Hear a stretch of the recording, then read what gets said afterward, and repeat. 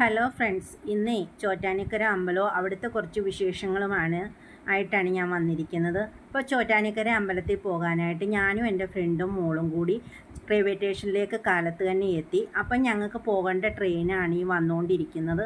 അപ്പം ഞങ്ങൾ ട്രെയിനിൽ കയറിയിട്ട് അവിടെ ചെന്നിട്ട് നിങ്ങൾക്ക് ബാക്കി വിശേഷങ്ങളൊക്കെ നിങ്ങൾക്ക് അവിടെ ചെന്ന് കാണിച്ചു തരാം.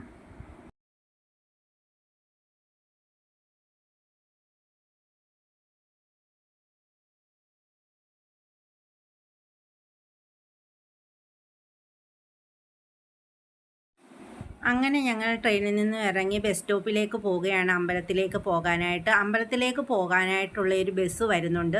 ഞങ്ങൾ അതിൽ കയറി അമ്പലത്തിൽ ചെന്നിട്ട് ബാക്കി വിശേഷം നിങ്ങൾക്ക് അവിടെ ചെന്നിട്ട് ഞാൻ കാണിച്ചു തരാം. അങ്ങനെ ഞങ്ങൾ അമ്പലത്തിൻ്റെ അടുത്ത് എത്താറായി. അങ്ങനെ ഞങ്ങൾ ഇറങ്ങിയതിന് ശേഷം പൂമാലയൊക്കെ വാങ്ങിച്ചു. അമ്മയ്ക്ക് ചാർത്താനുള്ള പൂമാലയൊക്കെ വാങ്ങിച്ചിട്ട് ഞങ്ങൾ അകത്തേക്ക് പോവുകയാണ്. ഞങ്ങൾ ഈ കാണുന്ന ക്യൂവിൽ കൂടെയാണ് ഞങ്ങൾ അകത്തേക്ക് പോകുന്നത്. അമ്മയ്ക്ക് ഏറ്റവും ഇഷ്ടപ്പെട്ട വഴിപാട് ശർക്കരയാണ്. അപ്പം ഞാനിത് വീട്ടിൽ നിന്നേ വാങ്ങിച്ചുകൊണ്ട് വന്നായിരുന്നു. അപ്പോൾ പൂമാലയും ശർക്കരയും എല്ലാം കൂടെ വാങ്ങിച്ചുകൊണ്ട് ഞങ്ങൾ ഈ ക്യൂവിൽ നിന്നും അകത്തേക്ക് പോകുകയാണ്. ഞങ്ങൾ തൊഴുത് പുറത്തേക്ക് ഇറങ്ങി മൂലസ്ഥാനമായ പഴമള്ളിത്തറയിലൊക്കെ തൊഴുത് പറയിടിയിലൊക്കെ കണ്ട് കീഴ്ക്കാവിലേക്ക് പോകുകയാണ്.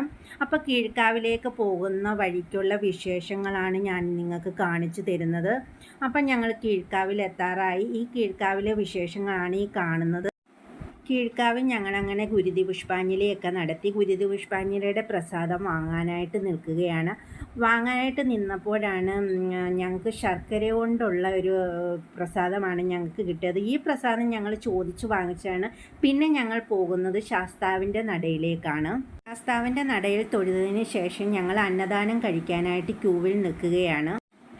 അങ്ങനെ ഞങ്ങൾ അന്നദാനം കഴിച്ച് പുറത്തേക്ക് ഇറങ്ങുമ്പോൾ ശീവേലി സഭയാണ്. അങ്ങനെ ശീവേലിയൊക്കെ കണ്ട് തൊഴുത് ഞങ്ങൾ വീട്ടിലേക്ക് മടങ്ങുകയാണ്.